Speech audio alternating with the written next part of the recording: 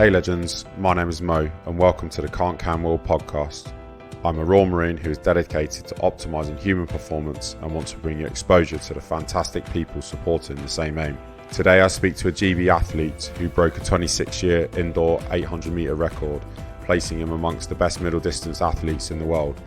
We discuss the importance of his family, mindset, his career-threatening injury, and how he strives to be better tomorrow than today. Episode 13, Elliot, Giles. I want to start at the end and the most recent events in February, was it? The indoor? Yeah. Well, I raced. Yeah, the indoors, yeah. So national indoor record.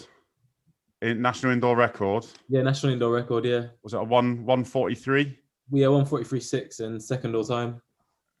And whose record was that you broke? Seb Cole's, that stood for like 38 years, and then only one guy has gone quicker, which is quite cool, really. But next year, I guess we're going to have to try and get that. I mean, that's an amazing achievement, and congratulations on everything that you're doing. And we'll come back to that. But I hear that you could have had a different trajectory in sport, and there was another sport when you were growing up that you were pretty good at, and it was sailing. Yeah, that's a whole different chapter. That is. I remember rocking up. But I was saying that I was always lucky. We was in inner city school, but we had I think we had funding to do like the outdoor activities and stuff. And I remember we used to go sailing once a week, but we largely went sailing because my mum works at the school, and it was a way to sort of avoid. Sorry, that's my dog. If you can hear, he's a bit grunty. It was a way to avoid sort of being in school. So I used to get to go sailing once a week, and then I competed for. Then I went to like the Birmingham schools regatta, and I won that, and then went on to nationals and came dead last. So that's why I say it was a chapter that I don't really speak about, because I remember rocking up thinking I was Billy Big Bollocks, and then coming dead last at nationals, and just like seeing all the guys with like names on their sails and stuff like that, and me rocking up with a boat that I've been given to use for the day. And it wasn't. Let's just say I didn't continue competitively at sailing after that. Yeah, no, that's fair. But it's probably fair to say, from what I hear, that you were a bit of a sports wizard. That pretty much most of what you turned your hand to, you was good at. Yeah, I just played everything. That was. To be fair, I gotta thank my mum there, because my mum just put me in every sport possible. If there was a new sport going on, she'd just throw me in the deep end, and it was kind of just like go and sink or swim, and we was able to swim every time, which is quite fortunate. A little story that I heard is that you were pretty partial to imitating WWE. My brother. Your sister actually. My says that you used to hang off her neck and terrorize her. Yeah, my sister was like, it was weird. She was almost like, when you have a big brother that you look up to and you want to sort of beat up all the time. My sister was kind of that growing up. It was a weird relationship, because I remember she would always get, if she was wearing a tracksuit, I'd always try and get that tracksuit that was like she'd get a pair of, do you remember 110s, the Nike trainers? Yeah. Yeah, they're proper chabby now, but back then I was always wearing 110s. I was always trying to look like her and stuff like that. But she was kind of like the female big bro that I kind of looked up to, which is, I guess that doesn't normally happen really. Normally your sister's just normally your big sis, but she was, I guess growing up she was a little bit more than that in a sense. And you've got from what I've found, you've got a really rich, close-knit family.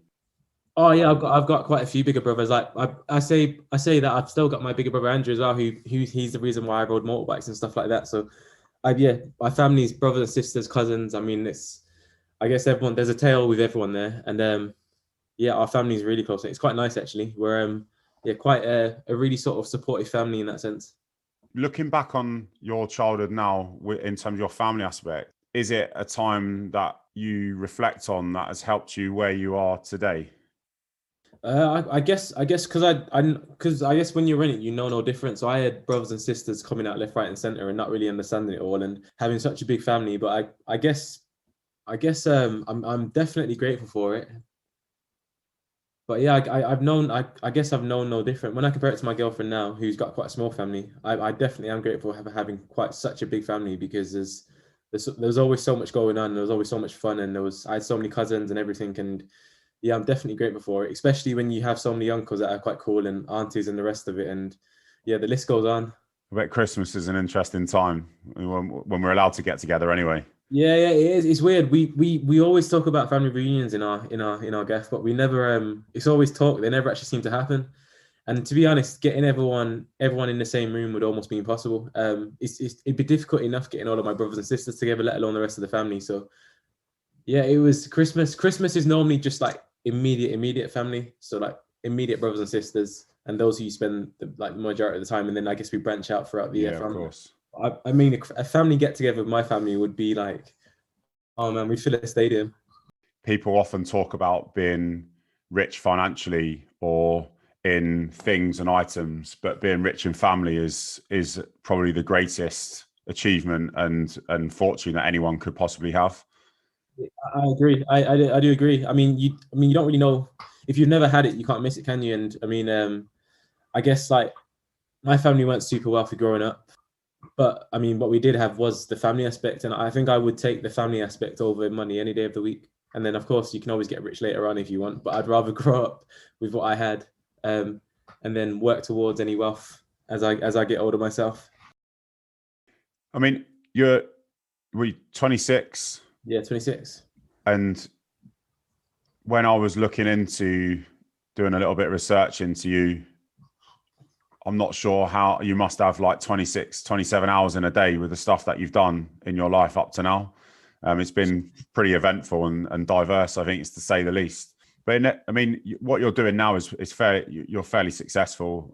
Let's face it. And I know that it's not the end state of where you want to be, but it never started out like that. And the common thread from insiders, and there's no real time stories, I can assure you, was that you were a little bit wayward. Who are you speaking to? We're supposed to be. I was troubled, to be fair. I'm not gonna lie. I am. Apparently, I'm led to believe that you and Morgan were thick as thieves. Yeah. Do you know what? It's I think I grew up in Do you know I'm different to Morgan because Morgan's a bad boy and he comes from a good area. So Morgan comes from Solihull and he was a bad boy. I came from Handsworth, so I guess you could say that I was almost an element of a product of my surroundings. I guess you could argue that.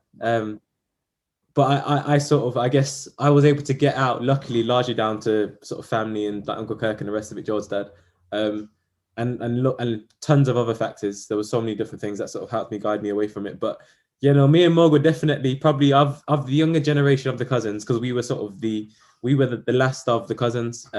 We were probably the two bad boys, but Morg was different. Morg's if you look at him now, he looks like a big Samoan like Maori rugby player. Like he's a proper brute. So you can imagine Morg was definitely he was the second or third youngest out of the cousins, and he was definitely the one that if Morg flipped out, you ran away. But I was definitely sort of in there as well. So it's his fault then? Is that what you're saying? No, it wasn't Morg's fault. I probably instigated the majority of it. Although that you had a bit of a wayward childhood, the one thing that sort of has jumped out from, I mean, I'm not going to lie, there's been some really interesting stories that were on funny stuff that's come back, and it shone through that your family's really, really close, and it was beautiful to sort of be a little bit exposed to. But the one thing that come back as a common thread, that although that you were quite wayward as a child, you always were a really decent person, like throughout. So there was work that you did with autistic children, teaching kayaking to other kids. You know, that doesn't seem to fit the mold of a completely wayward individual. Yeah, it's weird. You sort of when I normally have these podcasts, we normally just talk running, and it's yeah, I kind of forget that I did that. I think I'm not gonna lie, I was a bad kid. I was a bad kid, and I did get up to stuff I probably shouldn't have done. But I was never like I never went too far over the line. But I guess I think one of the things, I was always quite driven. I always wanted to earn money. I always wanted to better myself in every way I could. So I tried every job I could do. So at one point I was coaching. I was coaching at a school. I was also working in Top Man, and I was also working with kids with autism. And then I was trying to run at the same time. So I was trying to juggle everything at one time. So I'd literally go to college, and then depending on the day of the week, I'd either train or go to work. And in the midst of this, I was cycling to everywhere I could get to. And I was just literally trying to do everything. So I guess working with the kids with autism was because I knew I needed to grow up. And I knew that I took two wrong turns sort of growing up. So I just figured it would be a way for me to almost get a better understanding of life, if you like. So I worked with kids with autism, and that was, I'm not gonna lie, that was tough. I struggled with it quite a lot. Only because I was 18 at the time, and I was having to change kids at one point I had to change a kid that was 18 and had to change his nappy and stuff like that. And I remember just standing at one point and thinking, geez, I'm so out of my depth here. But the guys that who I was working with, they just gave me a chance, and they liked me, and they gave me a chance of the job. And we had to do all sorts of training to do all of this kind of stuff, and like dealing with kids that sort of can't hear, speak, and just can't really interact with you. And the span of autism is so broad that I'd work with some kids, and some days we'd be writing raps all day, and then I'd work with others that I can't even have any interaction, and then I'd work with others that'd be trying to bite, scratch, and fight you and stuff. And it was just so diverse. But I grew up a lot in that period of working with kids with autism. It was crazy, to be fair. It was really crazy. But I've never been a bad person. I've definitely done a few bad things, but I always try my best to make up for them. And yeah, I'm definitely not a little shit now, that's for sure. So, mate, I'm really interested in that, where the part that you said that you always work really hard, and you work. So the reason why you worked with autistic children is because you realized you had to grow up. Now, I wanted to focus on that a little bit, because Elliot, the GB athlete, is what we see now. We see the records and the medals and the representation of your country, which is amazing. But that had to start somewhere. And the reason why I ask this question is because there are millions of other inner city kids that didn't get a good start in life. And I'm trying to figure out whether there is a set of situations or circumstance or blueprints, and speaking to people like yourself that has done things to progress your life from a start that might not have dictated the end state the where you are now. Yeah, I guess. What was the mindset that you had at the time to go, you know what, I need to grow up? Where did that? I don't know. I guess for the most part, I knew that I wanted to be successful, but I didn't know how I was going to do it, and I didn't really see what path I could take to be successful, because I didn't enjoy school. I was good at sports, but I knew that being good at sports isn't good enough long term. Like a career of an athlete, even as a kid, I knew that a career of an athlete is short lived, and I knew that I could probably do it to 30, 35 at max. So So did you realize this at 18? No, I realized this when I was sort of 15, 16, when I decided to make a change and not hang around with the kids I was hanging around with. And when I sort of almost became friendless in a sense, I kept my immediate friends that I'm still friends with now, but they're more like brothers. But a lot of my school friends, I kind of went from being the most popular kid in school to literally like being like almost hated, because I kind of fell out with people because I didn't agree with things. And I remember being in school, and I remember a few of my mates being like, oh, where's the old Elliot gone? Like, we missed the old Elliot. Why are you being a good boy now? And stuff like that. And I remember just falling out with pretty much being sort of the main guy, for like, to just being a bit of a loser. I'm not actually, no, I'm going to rephrase it. I was never a loser, but I put myself outside of the popular bubble to achieve more, so if that makes any sense. So then I started. What sparked that? Why? So did you just get out of bed one day and think, yeah, I'm just going to change? Or like, what was it? You do so, because that's a big deal to do that at school as well. I don't know. I remember it was a few things, to be fair. I guess I remember I was definitely hanging around the wrong crowd. I remember getting into a few fights and stuff, and I remember even thinking I don't think I want to go down this sort of route. And then things like I remember one of the bigger turning points was when my uncle pulled me aside, and he sort of sat me down, and he gave me a good talking to, and he sort of knew who I was hanging around with, and I was hanging around with the wrong group. I was hanging around with, I don't want to say the wrong crowd, because for me it was friends and family who I thought to be friends and family, and because I knew no different, I guess I was heading down the wrong path, and my uncle basically found out and gave me a good tell into it. And then I realized that like it was kind of like the oh shit moment. I probably should sort myself out. And then I pretty much fell out with, after that moment, a few things happened. I fell out with loads of friends at school and stuff, and I completely distanced myself from a lot of stuff that was going on. And things sort of unfolded from there. But then from that moment, I just figured I don't know what I want to do with my life, but I need to try and do as many things as possible. So I remember I worked with the kids with autism. I worked in retail. I worked as a labourer for my uncle for years and years. I worked in an MOT garage because I didn't know if I wanted to go into the automotive industry. I worked in I remember at one point I was considering the Marines, and I was thinking, if I'm going to join the Marines, I need to better myself. So then I decided to become a Domino's delivery rider so I could learn how to map read properly. And just little things like that. I just tried to do as many things as possible. And then I guess before I knew it, I found myself at uni, which I didn't think I'd ever do, because I'd never have liked education really. And then, yeah, the running sort of took off. But I think there was, do you know what, it's hard to go back that far. So much has happened since to pinpoint. I think one thing just led to the other, which led to the other, which led to the other, which led to the other, if that makes any sense. And I think things just sort of went from there. But it's hard to say there was any one thing. I guess I just kept pushing, kept my head down and kept grinding, and I found myself where I am. Can you remember any of the conversations that you had, you know, when you decided, right, today's the day that I'm now moving in a different direction? You go to school, and the reason why I ask this is because if there's any kids that are listening to this that aspire to be more than where they are now, there's sacrifice to make for that, whether it's through, like you've done, changing your social group or your employment, or having to work longer hours, or what. There's sacrifice to make. And I think what that's like at school, because the peer pressure is really, really big at school.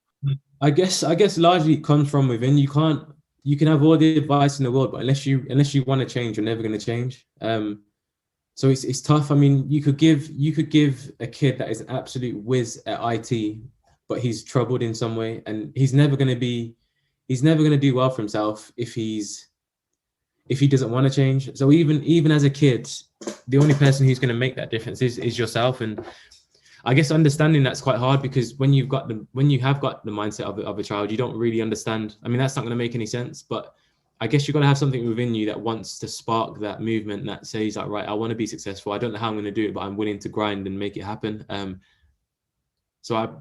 It's tough. If the kid wants to change, the kid's got to do it from within. They can't be forced into it. So your parents can't be nagging you every day. Your teachers can't be telling you, oh, you could be here, you can't be here. Because like in sport, talent will only get you so far, but the hard work's going to get you the medals and the big wins. So I guess you've just got to believe inside that you can be better than whatever you think you are, and not necessarily set a dream or a goal and just work towards it. Because if you think too far ahead, you almost get lost in the actual process. You got to sort of think of the day to day, and then what comes later on will only come once you put the day to days together. So yeah, it's tough. The kid's got to want to change. If a kid really wants to change, it's up to them. So I think it's pretty incredible that at 15 years old, you'd already mapped out the next 20 years. Because I remember when I was 15 years old, I didn't know what was going on next week. Oh, mate, I don't be fooled. I didn't map out anything. Even now, I still think what's going to happen after my running. I've got 5 or 6 different ventures going on, because I don't know which one's going to come off. I know something's going to work, and I know I'm going to be successful, but I don't know which one's going to be that thing. But I know that if I don't try now and I don't keep pushing, then I'm not going to be successful. But again, nothing's mapped out, and I'm still only. I still don't consider myself successful. I had one good race that would put me on sort of the world level indoors, but I haven't come close to what I want to achieve in running, and I haven't even scraped the surface of what I want to achieve in life. So I've got a few different ventures I've got going on now, but I have no idea what comes tomorrow, let alone the next day. I just know that the harder I work today will lead to tomorrow, and tomorrow comes to the next day. I guess that's the way I'm sort of viewing it. I'm not looking at myself saying, oh, I want to be a millionaire in 5 years' time, because anybody who thinks like that, in my opinion, is a bit of an idiot. Unless you're going to make it happen, because people have these sort of 10-year plans. Oh, I want to be living in this house by this point. But in reality, you're better off thinking about what happens tomorrow and next week, because that's what's going to lead to that house or situation or family, whatever it is you strive for in life. You got to think about the now, the today, and worry about the later when the later comes. Do you sit down and actually plan what your life goals are outside of the track? So same as you would sit down with your coach and they'll talk about your season, and they'll talk about, you know, the chunks that make it go into it and your preparation. Do you do that outside of the track? I don't honestly. I don't think beyond the now. If I'm being brutally honest, I don't know. It's so easy to think so far ahead, and I've even just said it. I think if you think too far ahead, you miss what's going on, and you miss the intricacies or the steps that you you should have covered a bit more, or the lessons that you could have learned by trying to think too far ahead. And yeah, no, I definitely don't plan stuff. I just roll with it. I just keep trying to move and keep trying to grow, and then I know that with each step you take is another box ticked, and then once you've achieved that, you move on to the next one. And even if it's like buying a house, the first step's getting onto the ladder, the next step's then getting a bigger house, the next step's getting more bedrooms, the next step's getting a garden, etc. But you don't think about the mansion before you've even gotten the mortgage ladder. And you've got to keep building around that with a million different things. And it's obviously stressful in life doing things that way. But it's easier because you're learning a process as opposed to trying to jump too far in. Yeah, when I was doing my research before we obviously sat down to talk, Gaelic football came up. But have you played? I haven't. I haven't. But I'm like, this kid's from Birmingham. Like, I don't know anybody that's ever played Gaelic football that isn't from Ireland. So how talk to me about that. Again, it was my mum. My mum threw us in the deep end with sports and stuff, and she made us play Gaelic football. And there was this old Irish dude that used to live in the area, and he loves the sport, so he sort of got us all playing. And yeah, we just played and we loved it. It was good. It was rough though. It was, if you think rugby's bad, Gaelic football is a whole different level. Not in terms of, because rugby's obviously just a blunt force hit, so it is rough. But I've played both sports, and Gaelic football is far rougher than rugby. So was that from school then, or was it a local club? Or no, it was a local club. We played Gaelic football, and then that led on to rugby and stuff. And it was just we played over in Quote Park at the All Ireland final, during the half time. And I think it was Dublin versus Laos or something like that. I don't know how to pronounce it. And there was like 81,000 people in the park, and I represented Warwickshire there to play over there. And we went on like a tour of Ireland, and we were playing all the teams over there and stuff. And yeah, no, we enjoyed the sport, to be fair. And I was one of the only kids but to be fair, our team were the only kids with colour, if you like, in that sport. And I think that kind of made us like a really sort of a standout team, because we were so sort of diverse and unconventional in that sport. And we were good at it as well. We were really good at it. We were arguably one of the best teams in Birmingham. I'd be biased and say the best, but it was probably be biased. No, be biased. Yeah, it's fine. Biased, yeah. But no, we were a good team. I enjoyed it as well. That was a good sport. But that came to an abrupt end because it just got a bit too much, and I just couldn't keep handling playing Gaelic football after a while. What do you mean? Just for the physicality of it? It just got. I became one of the only guys of sort of I started off as like the youngest in the team, and then I became one of the oldest in the team, and things were just getting too physical, and I didn't have people sort of defending me like we did because before we used to be a family unit in the team, and if anyone kicked off, you had the whole squad defending you.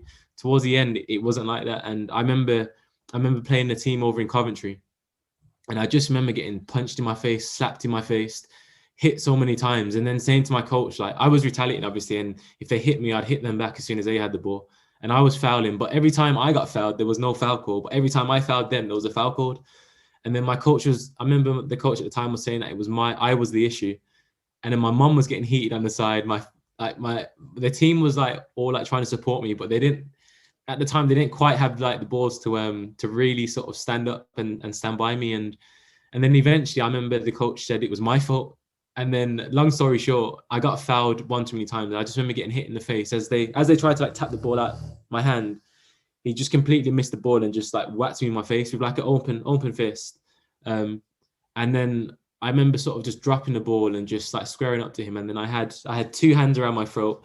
So I sort of had one each in the other. And then my mum just like saw him on the pitch and was just like, look, he's out, he's not coming back. And to be fair, it was the right decision, because I remember thinking I was game to fight them all. But you can't fight a whole team when no one's defending you. And especially when you're being told that you're the one that's doing the wrong. When I wasn't doing the wrong, I was just good at the sport. So obviously it frustrates people when you're good at the sport and you can whiz through them. And yeah, that was an abrupt end to the sport, but I did love it. I just didn't quite have the team that we had before. Because if I had one person defending me that day, I would have been fine. Like one person on my side, but I felt like it was me against a whole team. And then the team that was playing that day weren't down to ride with me. They weren't there for me. So it was it was a tough one. So we left from then, and we walked away from the sport. Sounds like the women in your life are full-on lionesses, because when we move over to contact sports into rugby, there's another theme that came back on an infamous rugby tour, and some stories about when you were growing up, that your mum, Kim, and Auntie Jackie were very fortunate. I was very fortunate of a few little anecdotes on said rugby tours. So your auntie said, this might be where your business now came from, where you were. There was a story about the shop being at the bottom of the hill. Yeah.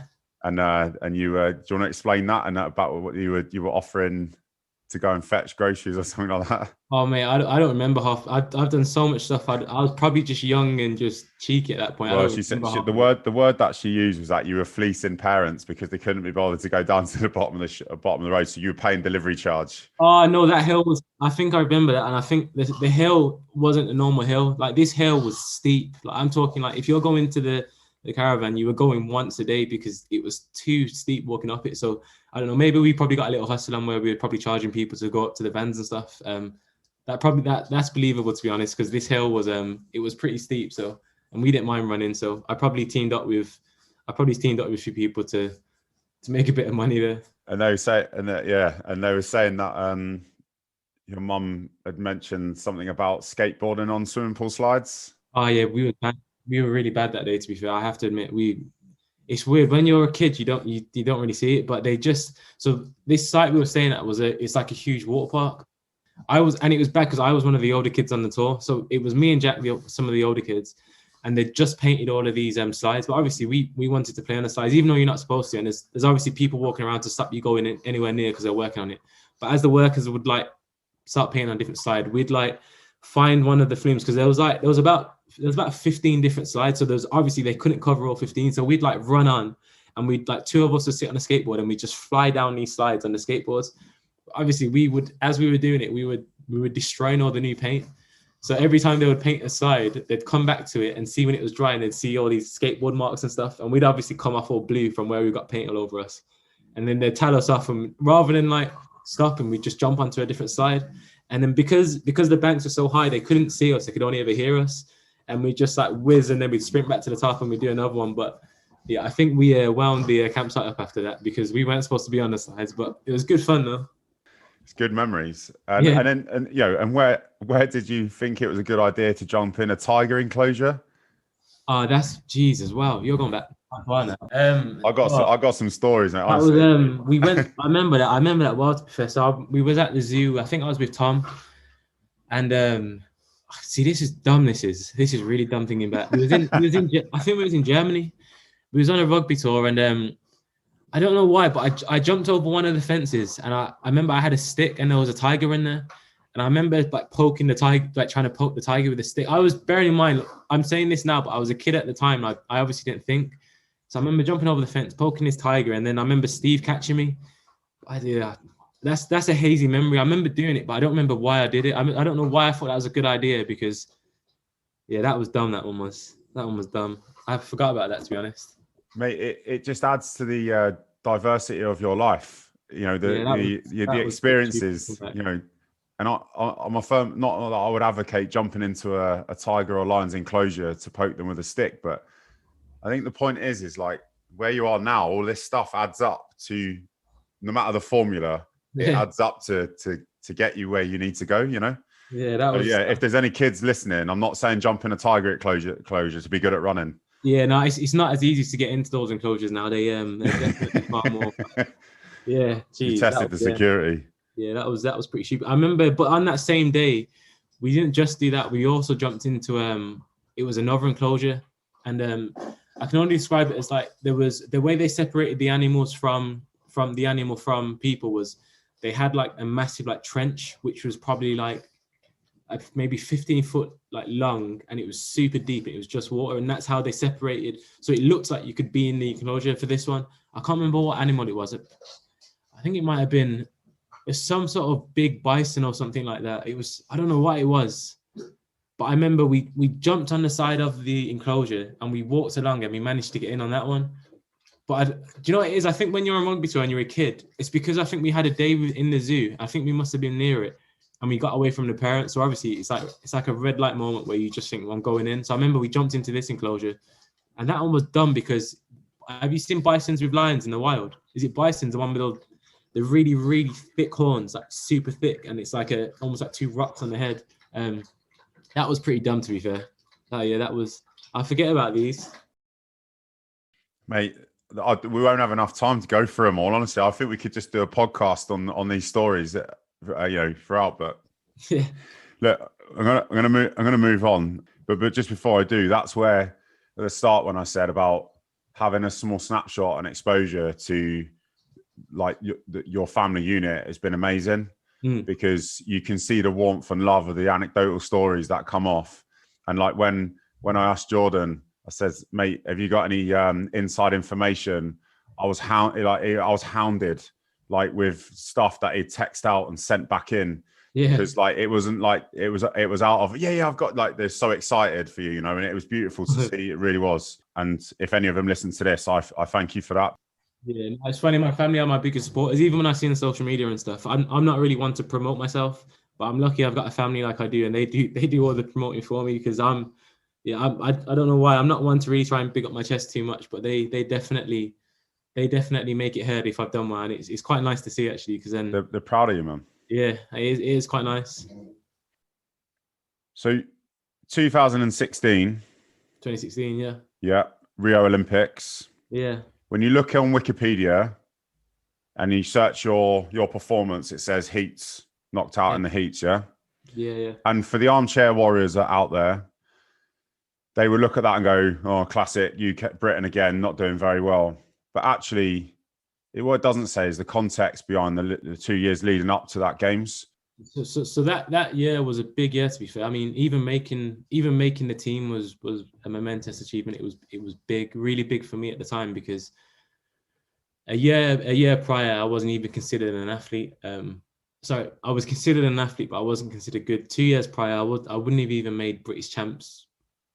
I wouldn't have even been invited to British champs. So there was a big build up. So I guess I started running at 16, and then I ran for 1.5 to 2 years, and then I spent 3.5 years injured. I didn't race for 3.5 years, and at the end of those 3.5 years, I had a motorbike crash. So I was already injured by this point for 3.5 years, and then I had the crash, and then I somehow, after the back of this crash, I don't know how I did it. I just made a massive jump sort of a year later, and then 18 months later, I found myself at British Champs final, winning British Champs, going to the Europeans, coming third at the Europeans, having been ranked like 66th out of everyone. So I was pretty much the worst at the competition. And then I went from third at Europeans to sort of going to making the British team and running in the Olympics and stuff like that. But it was the roller coaster to that point was pretty insane looking back, because I shouldn't have made the team on paper, because I went from running 1 minute 53 seconds to running 1 minute 45 seconds a year and a half later, which when you break that down on paper, that's like an 7 or 8 second PB, which it just doesn't happen in our sport, like, ever. And I wasn't even that young. I was 21. I think I was 21 at the time. So I wasn't like a young buck or anything. I just had a serious streak of bad luck, unfortunate fall of events, but I just had this dogged determination where I just wouldn't give up, and I just completely refused to give up. No wasn't really an option. Even though when I was running 153 and I wasn't even considered an athlete, no one could tell me I wasn't an athlete, because I believed in myself enough to believe that I could be. And yeah, I guess the bike crash actually probably helped me, because it kind of catapulted me into slowing things down and being an athlete in a sense. And long story short, the crash was bad. Sort of stuff happened in it, and the events that led after it sort of definitely helped shape me into what I am now. I wanna not have that short story. I'd like to talk about that, because I don't think you're doing yourself any justice by fleeting over that, because the journey from where that start point after the crash is not just a broken finger. You know, we're talking life-changing injury at the time. So not even just athletics, just in life anyway. Can you just describe a little bit more about that? Because I think put in context the achievements of making the Olympic team. So I was so when I had the crash, like I said, I wasn't considered an athlete. I was a kid. I loved motorbikes. I love speed. I love adrenaline. Anything that sort of gets the blood rushing. That was sort of my thing. So I went to pick up my little brother from rugby one day, and as we were on the way back, we were driving through Birmingham city centre, and there was a 3-lane road. The roads all changed down Birmingham, but it was near the mailbox. This lady was in the 3rd lane. I was in the 1st lane coming up to the traffic light. She missed her turn and jumped 2 lanes, and basically sideswiped us. My little brother went over the top of the bike. I was sort of trapped in between, so she crushed my knee between the bike and the car. My little brother was lucky. He went over the top because he wasn't trapped, so he went sort of over the top. And I think he just said he remembers sort of flying in the air. And then because I don't remember it, I still don't remember anything from it. I can only tell you what I saw in the CCTV footage. And then I came off the side of the bike, landed half on the curb, and then hit my head off a bollard. So I was knocked out. But I think for me, it's not too traumatic because I don't remember anything from it. Obviously, for my little brother, he would have stood up and saw big bro knocked out. To be fair, we haven't even had the discussion. Like, even we're talking sort of 5-6 years on, and we still haven't even had that discussion really. But yeah, for him, it was probably far more scary than it was for me. I just remember waking up in the hospital and just being in agony and feeling like my knee was literally not a part of my body, and it was just the throbbing pain. I can't tell you what the pain was like in my knee. My lower back feeling like it was broke, even though it wasn't broken, it was just severely bruised because I tore my PCL in my knee. The bruises in my lower back and the tear in my right glute. Like even now, my right glute still deformed. The muscle, because where it tore off, it's obviously reattached, and it's kind of like it's lower down from where it's reattached. So my glute was a mess, my head was a mess, my back was a mess, my knee was a mess. And then I spent like 3 weeks. I couldn't move. I was discharged luckily from the hospital the following day, but I couldn't move out of bed for 3 weeks. So I was laying in bed, and sort of mum and dad and brothers bringing my food to me in bed and stuff like that, and not being able to move and having to wee into like a milk bottle off the side of the bed, and not being able to go for a poo for like 3 weeks, and having like severe constipation, and then the belly cramps were making my back hurt because I was like trying to wince. And yeah, it was a dark place. It was a dark place because there was a point where I hit such a low that it was sort of like 2.5 weeks into it, and I remember like my hands just peeling like a snake, and I could literally peel the skin off my hands. It was that bad. And I don't know if that was related to me being in bed or what, but yeah, I hit a major low.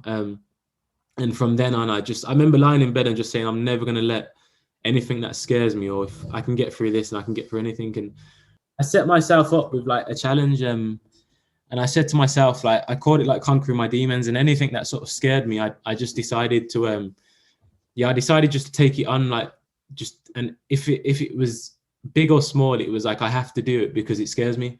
And because I went into such a dark place, I figured I couldn't get any darker than what I was in. So whatever I faced, I knew that coming ahead, I knew that it wouldn't be as bad as what it was like lying in bed and not being able to ride my bike, because that was my freedom when I was always injured all the time from the 3.5 years prior.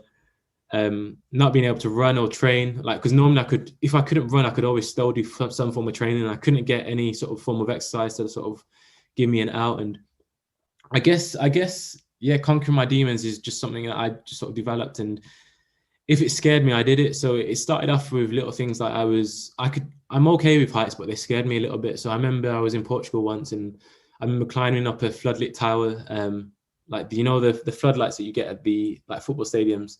So I started climbing up, and about just before the top, it was no longer enclosed, and I was about 10 meters that wasn't enclosed. And as I was climbing up, I remember like sort of looking down and just thinking like, yeah, this is, you know, that squeaky bum moment where you're like, yeah, this is pretty scary now. But obviously I knew I had to get to the top. So I got to the top, looked down, and then it was that oh damn moment, like, shit, I need to get back down here. Like, then I realized that what I did was pretty stupid, because when I had to climb back down that section that wasn't no longer enclosed, like it wasn't like I might die. It was kind of like I will die kind of thing. But obviously I wasn't going to stop because I had to come down regardless. But I remember looking down, and when you're at the top of these things, they actually sway ever so slightly. They're not actually, they look still, but they sway, and everyone looks so small below. I got back down, and I thought, yeah, right, that's like the first thing I've done. And I just started like checking off little things here and there, and everything that scared me. And it was little things like, I remember the scariest one I did was definitely when I was in the SU, and because I was struggling to read and write at uni because my head was such a mess and I had brain damage from the crash. I'd write like assignments and stuff, and my assignments weren't making any sense. So I'd just write, like, I'd always meet the word count, but it was a mess. It was literally, there was no context to anything I was writing. There was no sentence structure. It was just gibberish. But I would just basically type until I got the word count and then just submit it. And then my lecturers brought me in, and they were just like, look, this isn't the same guy that was here in year one. That when you was in your first year, you were submitting half decent assignments. Now this is just like, long story short. So I had to tell them, and I told them everything. And I was in the library and I was getting frustrated. And I remember walking back from the library, and at my university, you had the halls of residence, and then you had the SU, and then you had the library and or the lecture theatres like to the side. And as I was walking past, I had to walk back past the SU with I had my laptop in one hand, books in the other. And I just remember feeling so deflated and like almost defeated that I just couldn't, because my head was a mess and I didn't have my family around. There was no one really knew me well enough to know that there was something going on. And because I was so confused, I didn't really know what was going on myself. So I felt, I don't know, I guess I felt an element of feeling, I don't know if I was lonely or I felt lost. And I was almost trying to reinvent myself because my memory was so bad and I couldn't remember so much about that period. And it was a bit of it was a really dark period. And I was going out a lot. I went from going out twice in the whole of my first year to literally going out 4 times a week and spending all of my savings that I had over the years. And I was drinking and to sort of numb the pain of like my knee hurting, my back hurting, not being able to run and the rest of it. And then as I was leaving this library, books in one hand, laptop in the other, and then there was karaoke going on in there. And I remember looking in, and you know what SUs are like? SUs are always popping. There's always crazy amounts of people like having a good time. There's beers being thrown. There's just like, it's always good vibes. It's messy, but it's fun. And as I looked in, I had that sort of angel and demon moment. And it was kind of like one side saying like, don't do it. The other side just saying, just do it. And I don't know why. I walked in. I just knew I had to do it. It sounds stupid, but I knew I had to do it. And as I walked in, I kind of just walked in. I saw the guy chairing the SU, and I knew the guy who was chairing it, and he was a mate of mine. I just said to him, like, "Can I have a go?" And as soon as the second I have a go, like the heart just starts beating, and and I don't like speaking in public. And I knew that because I said to myself, I need to do everything that scares me. This is one of those things. And because I struggled with public speaking, I kind of went in and I was just like, yeah, all right, cool. Let's in my head, you kind of having that moment like, let's do it. So I stood on the stage, and you can just see a sea of drunk people. And of course that made it a little bit easier, but then yeah, I was nervous and the heart was beating. So they asked me like, what did I want to do? I spoke to the DJ guy and I picked the rudest song that I could think of, and it was Colt 45 by Afro Man. I've told this to a few people now, this story, and I remember the intro started, and when you're rapping that song, you normally skip the intro, but when you're obviously doing the karaoke, you can't skip it. So I had to stand on the start and with the mic for about 40 seconds. Just like completely sober. I didn't have a drink, and just seeing a ton of people in the SU that I don't really even know myself that well.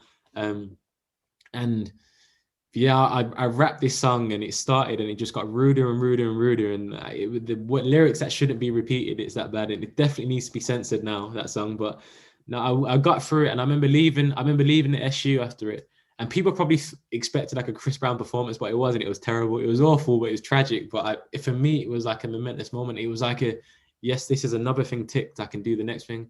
So I remember walking back across the field back to the SU, and just, you know, when you can just smile ear to ear, and you're just like, yeah, I've done it. Because throughout all of this period, I kept having nightmares, and the nightmares, I'd always wake up in a hot sweat, and it was always the same as either a yellow or orange Suzuki Swift or Ford K. It was one of them. I can't remember too well now. And always sideswipe, but I'd always wake up in like a hot flush, like before it hit me. And I remember just having those nightmares for so long. I just got so fed up that I knew I needed to do something about it. And I slept well that night. I remember going back, and I had the best sleep I had in months and months. And then from then on, I just knew that everything that scared me, I just needed to keep taking it on. And in my head, it was like, if I can do it, then there's nothing else that can stop me. So little things like getting back on the bike scared me. So I remember going home one day, and long story short, I checked over the bike, put a new chain on it and stuff, put a new battery in, and within half an hour I was back on the motorway riding back. I insured it, and I was back on the motorway riding back, and then mom sort of going mad about me riding the bike again. And just, yeah, long story short, it was literally just the process of, if it scares you, take it head on and don't run away from it, because the moment you run away, you've kind of lost and you lose yourself in the process. And I guess adopting that thought process was like a theme that I always run with now. And it's a phrase I always say, and I always say, emotion is your imagination running wild. And if you can control that part of your emotion, then your imagination isn't going to come into play, and you can chill and you can run it. So like when I run now, I used to prowl up and down like a caged lion, just like ready just to kill everyone. Whereas now I'm just like, in my head, putting it bluntly, I'm just like, fuck it, I'm here to run. And if you're gonna beat me, I'm gonna make you work for it. And I can smile now and I can enjoy it and I can embrace it. I don't spend the night before nervous before a race, because I enjoy the process of what's coming on and stuff like that. And yeah, by that phrase of emotion is your imagination running wild, I use it in everything. Now, literally, if I'm faced with a situation, I'm like, right, if I get emotional in this state, how am I going to react? And how is it going to impact my performance or my next decision making? How is that going to impact me a few moments down the line? So now I guess when you ask me about, do I plan what comes next? I guess I plan it in the sense that in that moment, I think, how does my reaction impact my next move? And it works in running because it means that you just don't panic and you don't tense up. And my friends used to call me like Quasimodo, because I'd like hunch up in my arms when I raced and stuff, because I'd just panic and just try and get back. Whereas now I'm just chilled and calm, and I just take it as it comes, because it is what it is. You can only control the controllable, and what I can control is how I do things. And yeah, I guess now that anything that does fear me, but no, nothing. I'm not scared of anything now, really, to be honest. Obviously there are things that do scare me, but I know that if I'm willing to take it on, then it's not going to conquer me. What about spiders? Yeah, that's different. That's different. That's something we don't discuss. Yeah, I completely shot myself in the foot there, haven't I? Hey, well, what you've done is I was giving it Billy Big Bullets in, but I'm not touching a spider. Yeah. So basically, what's just happened there is you've just committed to conquering your demons, and to use your phrase, emotion is basically, when it comes to spiders, emotion is your imagination running wild. But it's context. It's context. Okay, right. It's context. Okay. So when I'm going to try and defend myself here and crawl out of this grave I've just dug. So I didn't lead you into that. You look. Yeah, I'm not touching a spider. A spider doesn't serve a purpose unless I'm living out in Australia. There's no reason for me. In fairness, climbing up a floodlight doesn't serve a purpose either. But it did, because I knew that if I could do this, because it was a physical aspect of my life, and it was like taking something on. Whereas a spider's not relevant. There's no need to hold a spider. Nobody needs to hold a spider. So we just caveat that then. So emotion is your imagination running wild, except when dealing with spiders. Yeah, if it is, I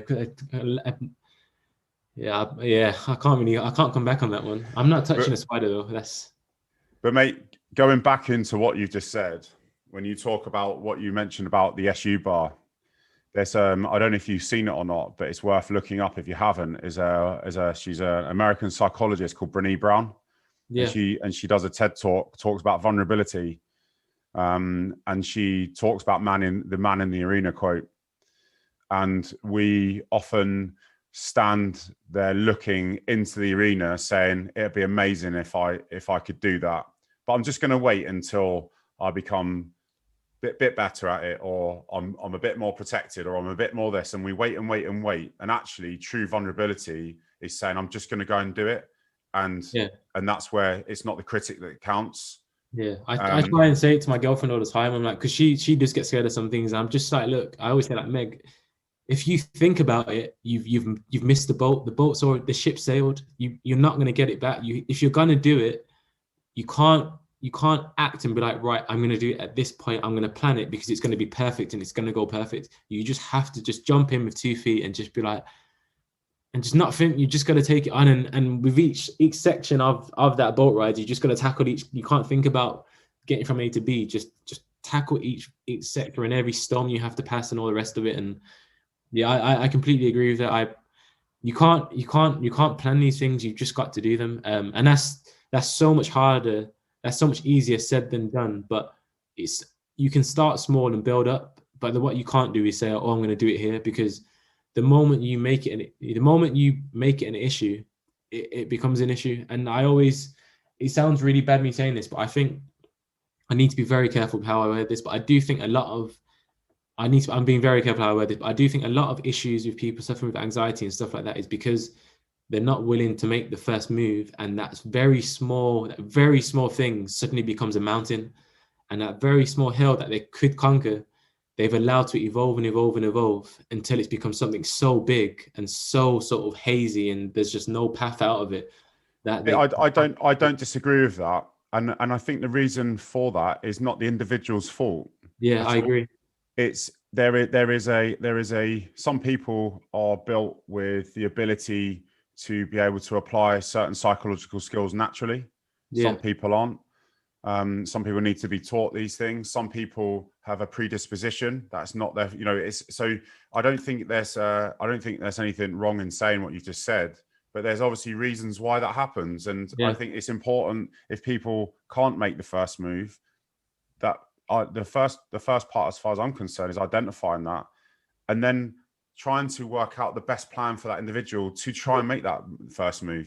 Yeah, and it's, again, that's why I say, like, again, like, anxiety is so broad. I can only vouch for what I've experienced with issues that I've tackled. I can't vouch for everyone else in the world that has, because the way I deal with things is obviously going to be very different to other people. And I wouldn't advise someone to go and try and do a karaoke by themselves just because it's a challenge. I wouldn't advise someone to climb something. Everyone deals with things differently, and obviously people need help in different ways. So it is obviously very, very broad, but and you don't really know, I guess, what's going on in someone's head unless you're in their head. And so it's so easy for me to make that comment without really knowing what someone is dealing with. But I guess my way is probably an unconventional way. And it's, if it scares you, just take it on. And if you don't take it on, and even if you lose and it does conquer you, just keep pushing. But I guess that's just a really broad, stupid, naive way of almost viewing it, because sometimes it's just lazy. But you say that, but there'll be other people that deal with stuff that way as well. And that's the beauty of the human race, right? That everyone's got their own ways of doing things. And the whole point of this is that someone listening to this may lean towards a way that you do it. Yeah. But then listen to someone else and they might be more lean towards them. So that, that's the whole point, is we try and learn from each other. Figure out ways to do it. It's even like in my running and stuff. I remember at one point I felt like the goalposts move. This is why in training I don't wear a watch when I train. And there's a good reason for it, because when you use a watch, you run to within your limits. So if for instance, we were training, we'd done a 15-minute run yesterday, and I purposely never wear a watch for our 15-minute run, because I don't care what pace I'm going for a K and what I'm miling, because the goalpost for me today will be very different from my goalpost tomorrow. What I can do today, I won't be able to do tomorrow. So my theory is that I'm just going to run to what I feel. So I'm going to run hard. So if I wear a watch, I'm setting an almost a barrier within my limits. So I'm saying, if I want to run 4:40 pace for a mile for those 15 minutes, or 4:30 pace or 4:20 pace, I'm going to be watching. Yeah, I'm going to watch my watch, thinking like, right, I need to be running 4:20s for all of this. But if I just run, I'm not setting a barrier. I'm just running. As long as you don't go off too hard and you understand how your body works, you don't know what you can achieve. And which is why, like, when I ran my 1:43, I didn't watch the clock once. I didn't know what pace I went through the first 200, first 400, first 600. I just knew how to run the race for myself, and I knew how I should be feeling at certain points. So I ran it smooth and controlled without clock watching. So for me, that's the way I would approach it, because just because you're in 144 shape doesn't mean you can't pop out a 143 or 142, or you might actually be in 144 shape and run a 146 in running terms, because your body's not ready. That's why I always think sometimes your best bet is to approach it almost open-minded, with no expectation. Like, don't expect to win the race because you're the quickest on paper. Expect to do it because you execute a plan and you listen to your body and you do it the way is the best way. And I guess largely that's the way I would approach sort of the training and sort of life aspect. It's don't set a target. So if you're going for a 30-mile hike, like, for me, it's not setting, it's allowing your mind to be far more broad. And if you do set off at a brisk pace, it's not worrying that if you're on that 30-mile hike that you're going to blow up, because the reality is you could well finish that hike and be like, oh, I could have gone harder. Or you could well, on the flip side, go into it and be an idiot and overcook it, but you won't know unless you try it. And I guess that's where sort of I come from. And I very rarely blow up, because I'm in tune with my body to understand how it works. And I guess that there, you do need to understand how your body works, and where you can push yourself and when to push and when not to. But I guess, don't set too many limits, because when you do start setting those limits, that you will only ever achieve those limits, and you won't see what more can be achieved, which is probably why I ran the time I did indoors, because the plan was to try, and the overall broad plan was to run the British record.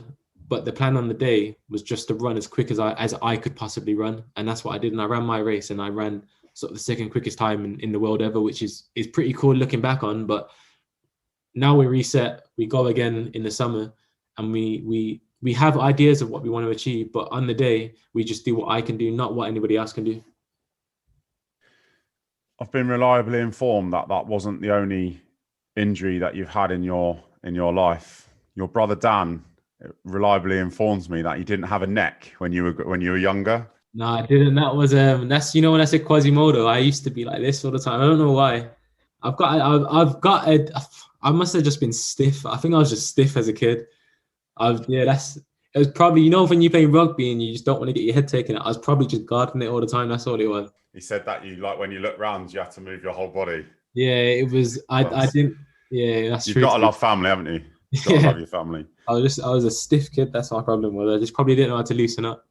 That's probably why the knock on the head probably helped me. I've definitely loosened up since, because I'm definitely.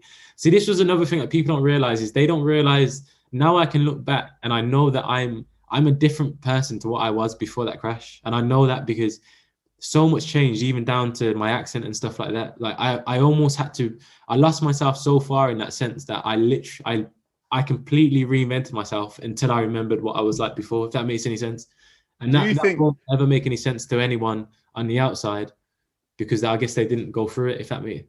No, it does. It does make sense. And that lead into my next question.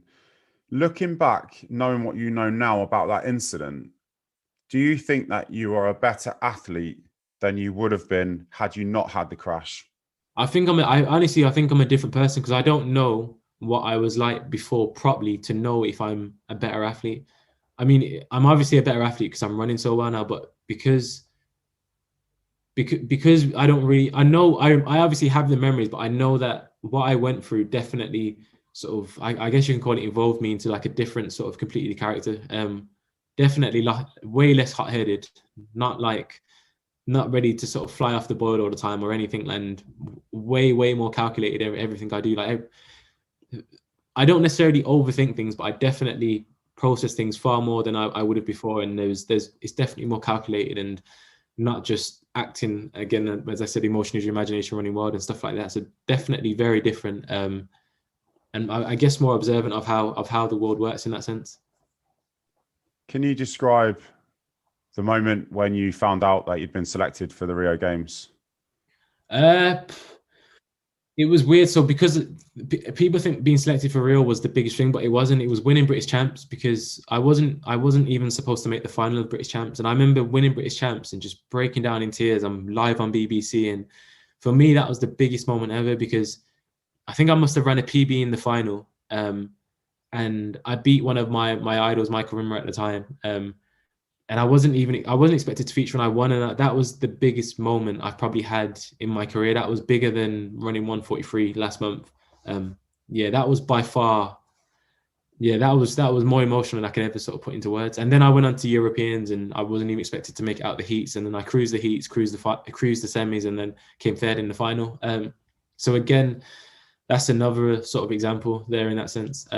That was pretty cool. And then I actually got injured straight after the Europeans, and I didn't run for 2 weeks because I had this, when you have crazy highs, all you can do is come down. It's hard to keep going up. In fact, it's impossible to keep going up unless you're so level-headed that you know that there's another goal coming on afterwards. If you go too high, you're going to have a major mental crash where you slump pretty much. And that's what happened. I had this major high after British Champs and Euros. I got injured, and I've got a problem with my neural system. If my neural system's heightened, then I get stressed, then I have Achilles issues. And it happens like clockwork. If I'm stressed out, my Achilles is going to flare up, and I'm going to have to take time out. And me and my coach have recognized this, but we didn't recognize this when I was younger. And it was like clockwork. I had this major high. I was like on cloud 9 and bouncing off the walls and doing stuff I shouldn't have been doing. And then, like clockwork, my Achilles flared up and I couldn't run for 2 weeks, put on a bit of weight, got selected for the Olympics, trained for like 3 weeks before. I definitely wasn't the same athlete. I didn't give a good account of myself. Excuses aside, I can confidently say I definitely wasn't the same guy, the same mindset, same everything leading into the Olympics. And I was almost engulfed by this swarm of, like, because I was put in an apartment with like Mo Farah, Greg Rutherford, like Martin Rooney, James Ellington. I was with like the big guns. Like they put me in with like the creme de la creme, and it was just cool like being with these guys. That two of them ended up being like Olympic champions and stuff like that. And yeah, I guess I was a little bit swamped in that sense. Do you think that's because your target was to get to the British champs? And so you know, like when people talk about the Olympics, for instance, the 4-year or 8-year cycle is about that Olympic Games at the end, but no one tells you how to come down the other side of it. And do you think that was a summit before? No, it was different because remember, I was never targeting the Olympics because I wasn't even expecting to make British champs final that year. So the Olympics was never actually on the cards because remember before that, so 18 months prior to that, I had the bike crash. Prior to that, I was still running 1 minute 53 seconds, and obviously now I run 1:43, so 10-second differential. So I wasn't even considered an athlete. So bear in mind, when I had the 3 weeks bedbound, I then spent another 6 weeks on crutches. And our first challenge was to learn how to walk again because I ruptured my PCL, like my knee would collapse all the time, and because my glute was damaged, like I had a limp for like a good like 3 or 4 months. And the first challenge was I worked with a guy called James Bruin. Our first challenge was to get back walking. Walking became jogging. Jogging became running. And I had the accident in the August. And by the following sort of season, I was running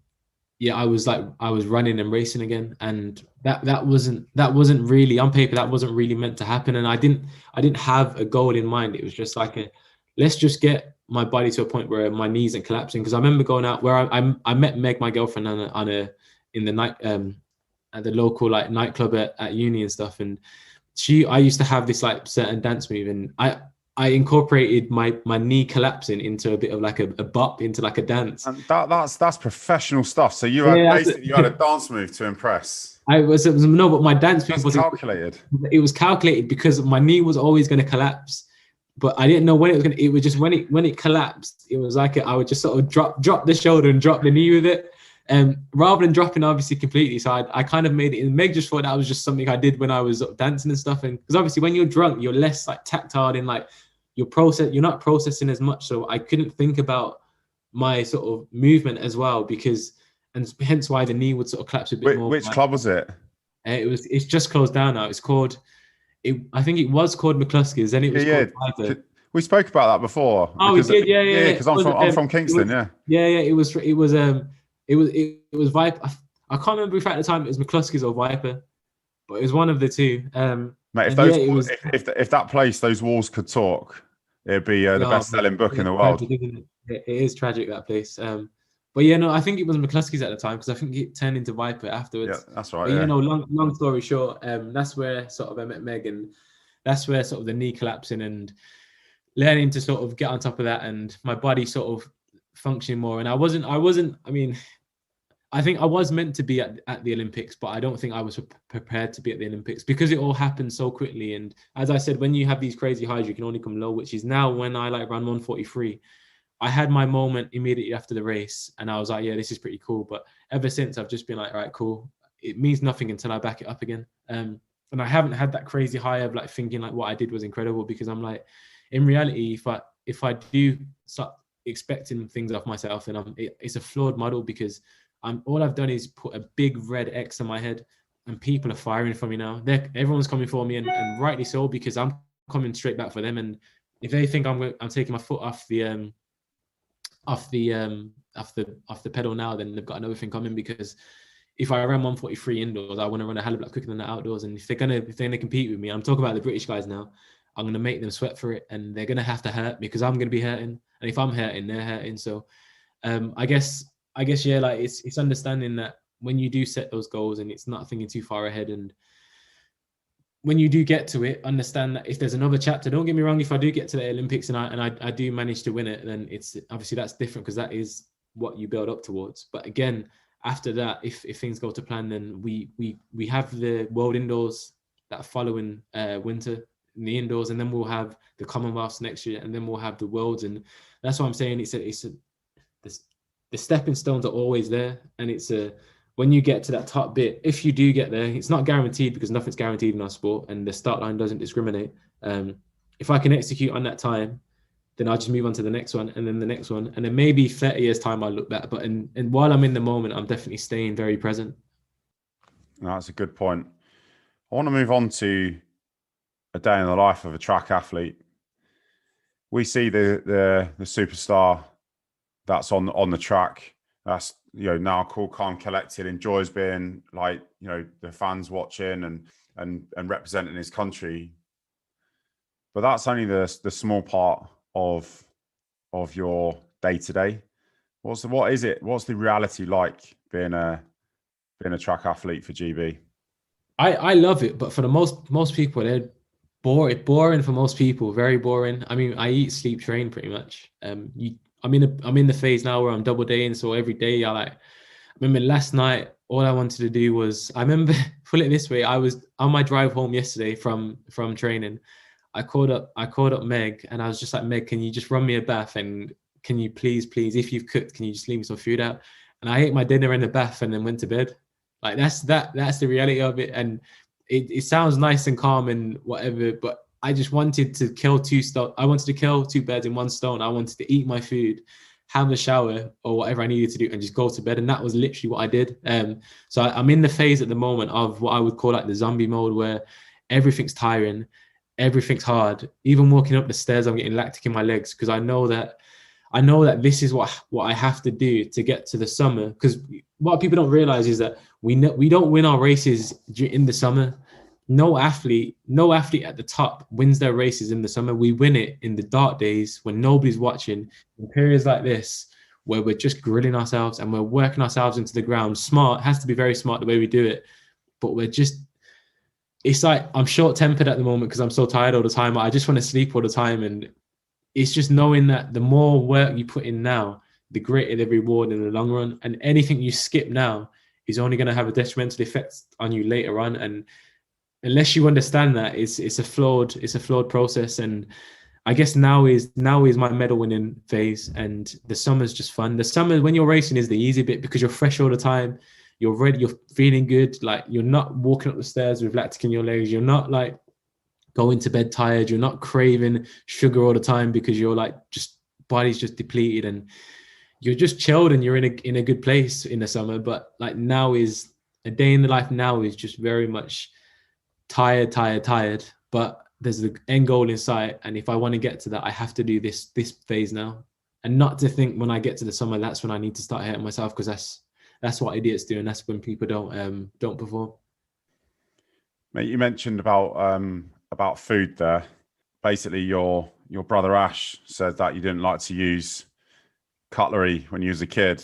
I was bad. I'm now. Well, I've got a little quote actually from a message that came in. Yeah. He said, "Sunday dinner, you don't get a knife and fork with Elle, just straight hands."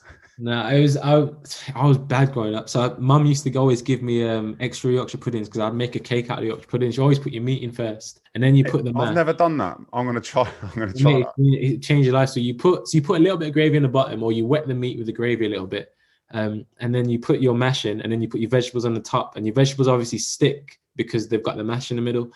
And then you pick it up and you eat, and you've got a cake right there. So obviously, for a Yorkshire pudding, I want at least 4 or 5 Yorkshires so I can make my cakes.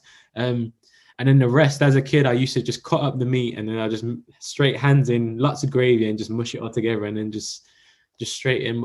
I'm still bad now. That's why when I went to Dubai, I loved the culture of Dubai because you just eat with your hands. You pick up the bread and you just straight in. And I was just like, yeah, this is a bit of me. But Meg's used to it, and we're at a point now where Meg finishes her meal, she just gives me a plate and I'll lick the plate, and I'm that guy, which is why when people say to me like sometimes like people joke and say that I'm like, people like me until they get to know me, and then they get to know me, they're like, what is this thing? So it's I'm fully aware that I'm a bit odd in that sense, but I do like to eat without cutlery if given the choice. And if you do see me licking the plate, then just know that I'm very comfortable around you. Oh, that's good to know. What's the future hold for you? I don't know, man. I don't know what tomorrow holds. Just take each day as it comes and then fight it from there. Mate, talking about getting to know you, it's been a pleasure to have got to know you over the last sort of hour or so. And as I said, with regards to your family, you've got a beautiful family as well. You've achieved so much in the 26 years that you've been alive, and who knows what the next 26 years is going to hold for you. But no doubt it will be as diverse and as full as the first 26. thank you very much, and I genuinely wish you all the best in the future. I appreciate it, mate. It was good talking. If you like what you hear, don't forget to subscribe to the podcast channel for updates on new releases, and why not leave a review on your podcast provider, and follow us on Instagram on the @Can'tCanWill page to show your support. Thanks, legends.